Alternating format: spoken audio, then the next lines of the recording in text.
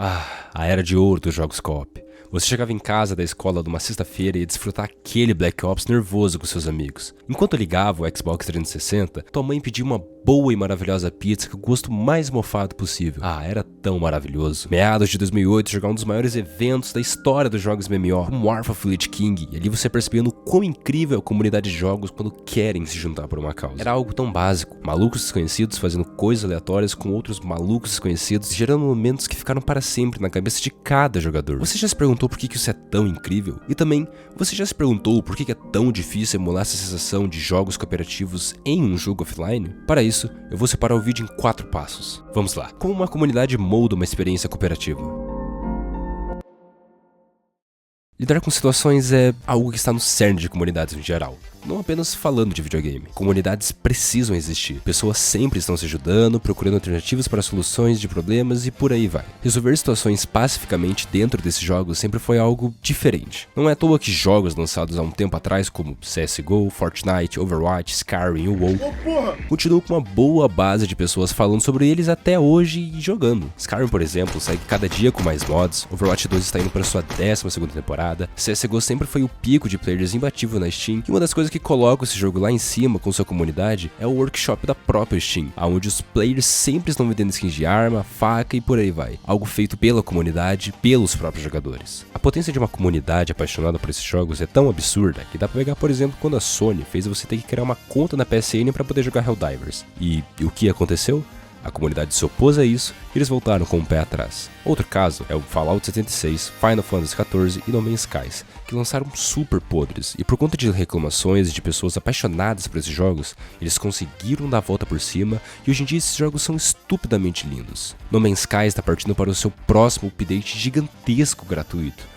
Fallout 76 veio com grandes DLCs gratuitas justamente para a comunidade, que foi quem manteve esses jogos vivos quando eles eram problemáticos ao ponto de nem funcionar. O mesmo vale para Final Fantasy XIV, que saiu com game design de um jogo de 2009 em seu lançamento, sendo completamente massacrado, e posteriormente o jogo foi refeito, por causa da comunidade. Felizmente, esses jogos possuem comunidades e essas pessoas amam essas experiências. Esses jogadores querem mais e os desenvolvedores buscam se redimir com isso. E é tão lindo ver o quão próspero foi essa insistência. Dito isso, podemos prosseguir com o próximo tópico. Momentos grandiosos na história dos jogos online por consequência dessa sensação do ser humano. Acho que de cabeça, um dos mais clássicos que eu posso citar aqui é o do porque o WoW é um jogo que não falta momentos assim. Eu joguei o WoW por anos da minha vida, e o que eu mais tive foi momentos hilários que eu jamais poderia emular no roteiro, ou sequer imaginar isso acontecendo de uma maneira tão orgânica em um jogo offline. O momento mais recente que eu posso citar foi a emoção da galera gritando quando lançou o Battle of Azeroth.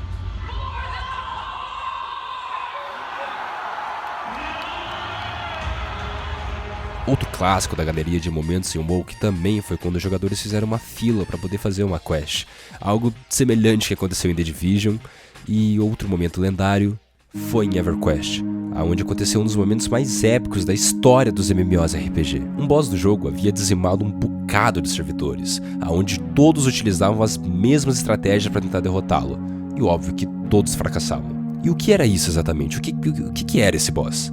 Simplesmente um dragão imortal. Isso mesmo, imortal. Ou quase isso. O dragão era tão poderoso que ele solava todo mundo. Tipo, virava vapor o cara com a armadura mais forte do jogo. Tomava pouquíssimo dano ou quase nada de dano dos malucos com as armas mais poderosas do jogo. Até que um único servidor, em que era o maior caos e guerra, decide se unir para uma causa: derrotar esse dragão que estava assolando todos os outros servidores. Então, eles marcharam em rumo para poder invocar este dragão, usando estratégias de kamikaze e muita, mas muita loucura envolvida. Eles ficaram horas enfrentando o dragão, e depois de muito tempo lutando, algo simplesmente acontece do mais absoluto nada. Quando o tal Dito chegou em 26% de sua vida, ele desaparece. E ninguém entendeu o que aconteceu. Mais tarde, é revelado que esse dragão foi despawnado pelo próprio mod do jogo, porque o dragão poderia simplesmente acabar com o jogo. Tipo, eles fizeram simplesmente uma nuke, o fim dos tempos do EverQuest. O dragão simplesmente poderia matar tudo do que existia no jogo. Depois de um tempo, eles decidem spawnar novamente esse dragão. Juntaram 200 players e eles foram para cima mais uma vez. E depois de 4 horas de sofrimento e pesadelo, ele foi derrotado. E a parte mais surpreendente disso tudo, o dragão não tinha nenhum loot. Mas tá tudo tranquilo. Todos que participaram desse evento épico foram recompensados com loot extremamente raros e uma boa história digna de Tolkien para ser contada. E após tudo isso, vamos para o terceiro passo: o apego emocional da comunidade por um jogo. Histórias como essa são coisas que nunca vão sair da cabeça de quem participou. Eu lembro de histórias que aconteceram comigo em servidores de survival no Minecraft, quando eu tinha 10 anos mais ou menos, e eu consigo me recordar delas até hoje. Meus amigos lembram de momentos que aconteceram com eles em outros jogos, e você com certeza deve ter alguma história muito épica que já aconteceu contigo em algum jogo cooperativo. Sinta-se livre para poder contar nos comentários. É sério, eu gostaria muito de ler. E esses momentos nos fazem gerar um vínculo com aquilo. Isso é inegável.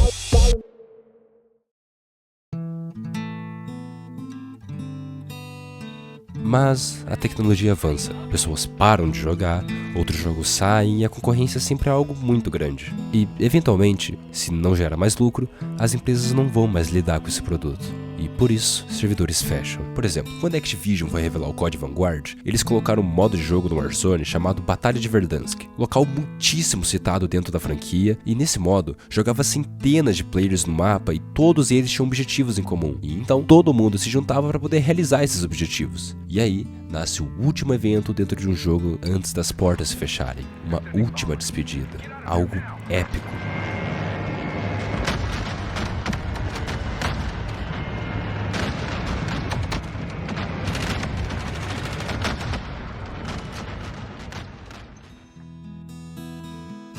Uma pena é que nem todo jogo teve uma grande despedida pela desenvolvedora, e o que restou foi os próprios jogadores fazerem sua parte e dar esse adeus.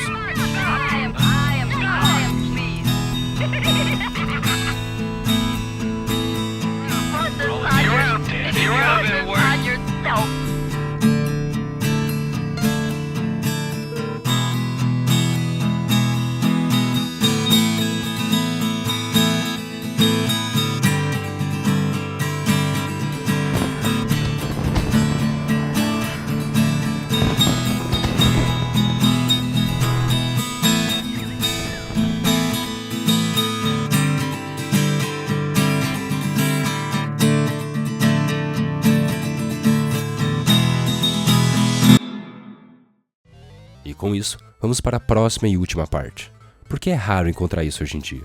Os MMORPGs estão morrendo, e alguns morreram faz muito tempo. E felizmente, o Final Fantasy ainda tem uma boa base de players para o gênero. Também teve o recente New World, que uma galera jogou no lançamento, e a Amazon tenta manter esse jogo respirando por aparelhos. Mas óbvio, a culpa disso não é porque lançam jogos single player melhores que os MMOs e a galera prefere eles. Tem um pouquinho disso talvez, mas não é isso. Os jogos multiplayer seguem sempre com uma grande base de players, que também acontece em lançamento de jogos single players e vai caindo um pouco depois e fica parado ali numa quantidade de players. Isso é algo muito bacana, porque você percebe que tem como você ficar rejogando esse jogo de diversas maneiras, ele sempre vai ser divertido. Isso é algo muito massa em jogos single players. Dá pra citar aqui, por exemplo, Skyrim, Baldur's Gate 3, que no lançamento foi absurdo e hoje segue com uma base bacana de jogadores. Hogwarts Legacy também foi um jogo que bateu picos de jogadores para um jogo single player e foi decaindo ao longo do tempo com bastante sentido. No período antes e depois do lançamento de WoW, não são jogos single players brilhantes, e o mesmo vale para outros MMOs que se mantiveram firmes mesmo com outros jogos absurdos sendo lançados num período de tempo muito próximo. A questão é que é muito difícil de manter esses jogos de pé nos dias de hoje.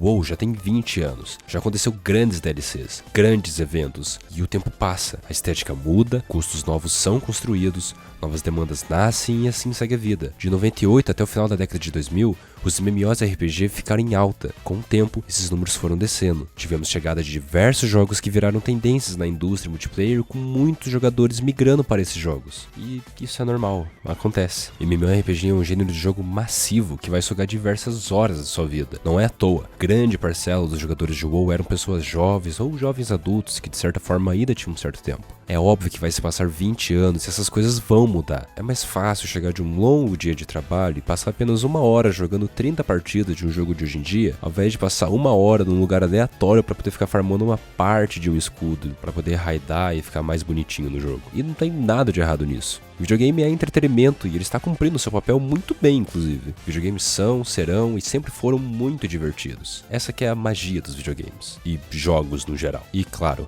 é sim possível encontrar esses momentos online nos jogos de hoje em dia. O exemplo de COD que eu citei é algo pra se pensar. A comunidade Dark Souls dentro do jogo é algo incrível também. Ajudar os outros é algo muito bacana. O sistema de diálogo via emotes é engraçadíssimo. Aliás, eu consegui farmar 20 itens de Covenant invadindo e fazendo os malucos...